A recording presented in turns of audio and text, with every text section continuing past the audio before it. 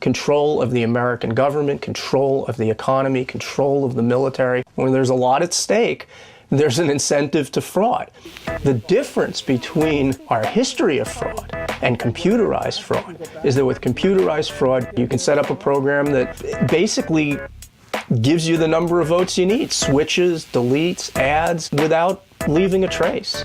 Computer professionals pretty much agree that the system is tremendously vulnerable.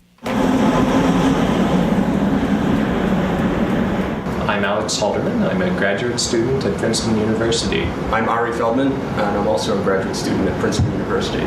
My interests are computer security and technology policy. This machine has two locks, one that covers both the power switch and the memory card slot. And the memory card slot is really all that's needed to introduce malicious software on the machine. All someone would need is access to one of these machines for 1 minute. Alex over here, who has modest locksmithing skills, is able to pick it in under 10 seconds. So that wasn't very hard. This machine has already been infected with our vote stealing software, and there won't be any signs in the pre-election testing that the machine is infected. Now we're ready to run our election. This is the race for President of the United States. The candidates are George Washington and Benedict Arnold. They walked me through the election. And so we can cast a vote for George Washington, and then press next. I'm going to cast my vote for George Washington as well. And again, George Washington, father of our country. I think I favor him over most notorious traitor.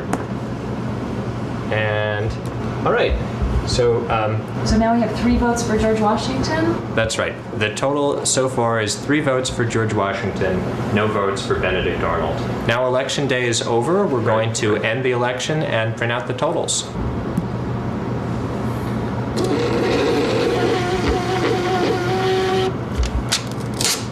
And we see the total: 1 vote for George Washington, 2 votes for Benedict Arnold.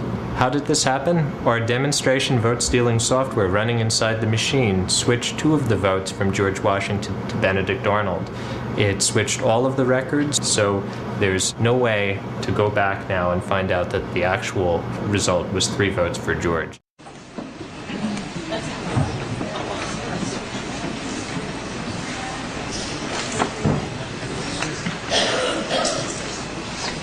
Mr. Curtis, would you please state your full name for the record?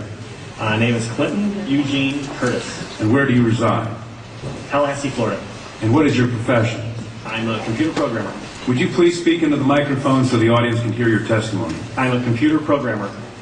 Mr. Curtis, are there programs that can be used to secretly fix elections? Yes. How do you know that to be the case? Because in October of 2000, I wrote a prototype for Congressman Tom Feeney at the company I work for in Oviedo, Florida, that did just that. And when you say did just that, it would rig an election? It would flip the vote 51-49 to whoever you wanted it to go to and whichever race you wanted to win. And would that program that you designed be something that elections officials that might be on county boards of elections could detect? They'd never see it. These are the 5 boroughs: Staten Island results, Manhattan results, Bronx, Brooklyn, Queens. All of these votes are placed in a black box. This black box is an unaccountable, untestable, privately run software from the 2 companies that you have hired to count our votes. So when the votes come out of this black box, they do not reflect the New York City or the national votes. In 22 primaries, the votes have shifted in 20 of them. The exit polling data in New York State shifted 12%. A shift of 2% is fraud, according to the U.S. State Department. So that's what we've seen across the country.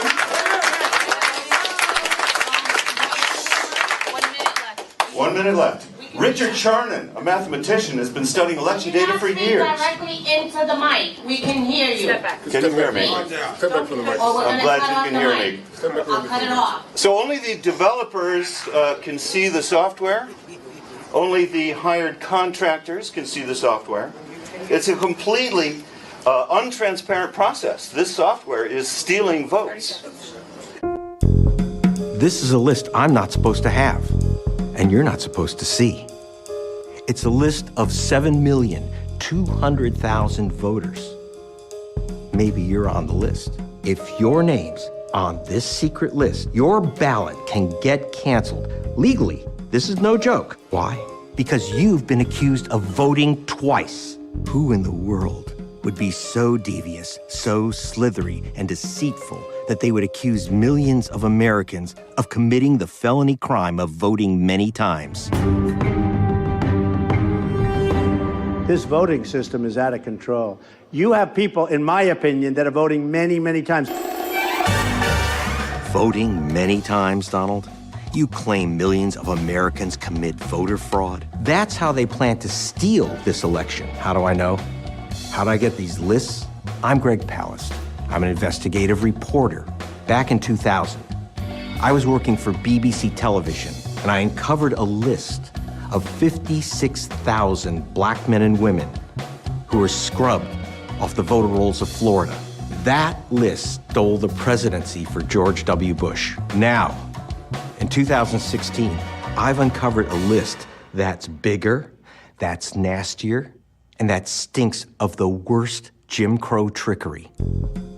The trick is called cross-check, and it's ethnically cleansing the voter rolls of 29 states, mostly controlled by Republicans, including the swing states of Ohio and North Carolina. They simply find a voter has your first and your last name. Then you and the other Maria Hernandez both lose your votes, even if your middle names are different. Even if you're father and son, they're going to take away your vote. So how would cross-check steal an election? Well, check out the names on the list. Hernandez, Wong, and nearly 250,000 Jacksons. In other words, voters of color. In the swing state of Virginia, they've already removed the voting rights of 41,000 Americans accused of the crime of voting twice, yet they haven't arrested one. Michigan officials say they cannot reconcile vote counts in 610 of 1,680 precincts, or 59% of the precincts in Michigan's largest county, Wayne County, which Hillary won by a 2-to-1 margin over Donald Trump, because the original vote counts in the poll books do not match the number of votes in the machine printout reports. Michigan state law requires precincts of which poll books don't match to be excluded from the recount. And if the recount results can't be certified, which requires reconciliation of the counts, the original certified results stand. Issues due to human error, such as sealing the wrong number of votes in the original certification, should be easily reconciled during a hand recount, but in the precincts in question they are unable to reconcile the votes.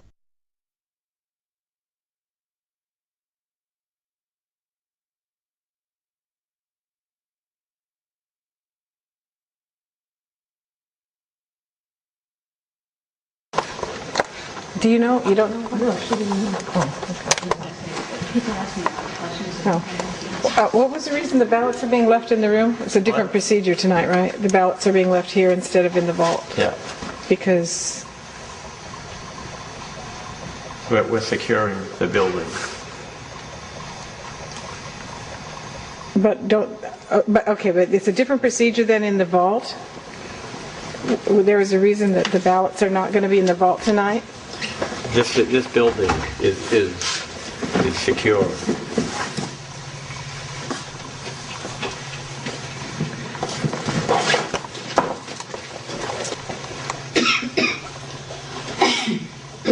If the building's secure and they put them in the vault last night and brought the news in and said they're in the vault, why aren't they in the vault tonight?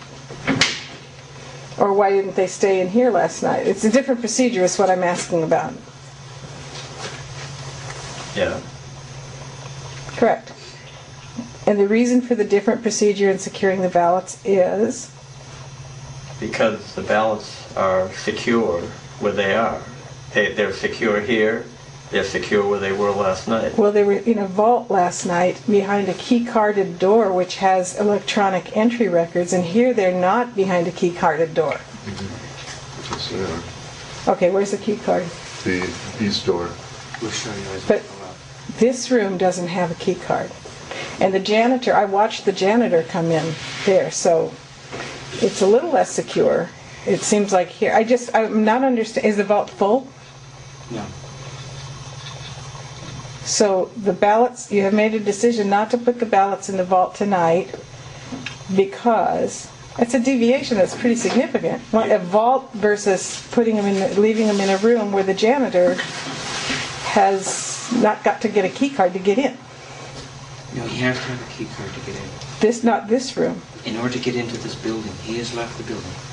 We are the last people in the building. I saw the janitor open the building with his keys. For anyone to come into this building, they will need a key card. You're going to set the alarm. I'll be setting the alarm.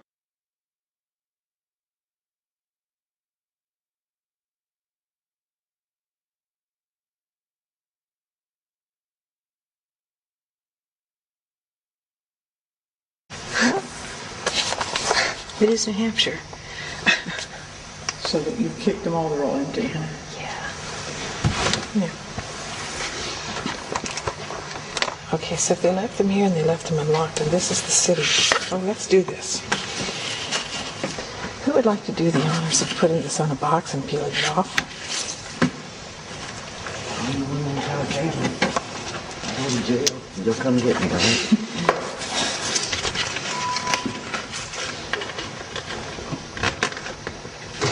So they left a whole box full of seals. Okay. Oh, I think you bend it. Let me see this. Okay, so Kathy is taking one of these Post-it notes. I'm going to do a demo.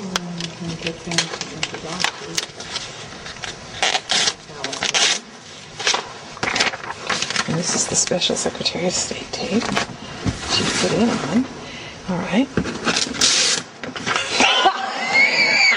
It's very secure. Again for my camera. Absolutely. This is so secure, ladies. There's someone coming in. There's someone coming in. I'm sorry.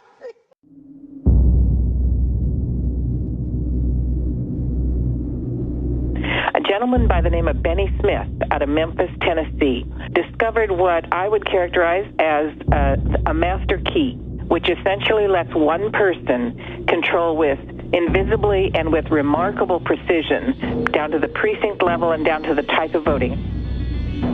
He kind of went, let me design what I think would be needed in order to succeed with widespread election fraud. And he was amazed when he found, after looking at the file, that the pieces were built in to commit very large-scale fraud using a feature that had been very little known before. The one thing you need, the key element, is you need to have the votes counted with decimal places. You say, whatever number of people show up, the guy is going to get X% of those votes.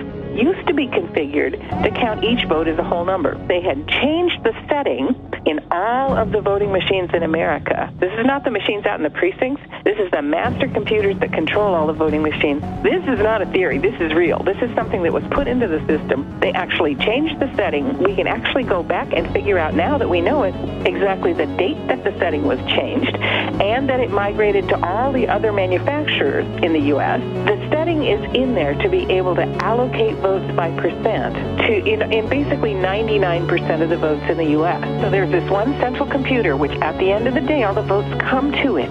That's where you take it. You don't run around to 5,000 different things in precincts. You wait till the votes come to you, and then you have your way with them. The guy who's actually running for the House of Representatives seat, Jim Moynihan, in Chicago, he went to go cast his vote for himself, and they have the electronic machines over there, and yet another reason why you should not have electronic voting. He voted for himself, and the machine cast the vote for his opponent.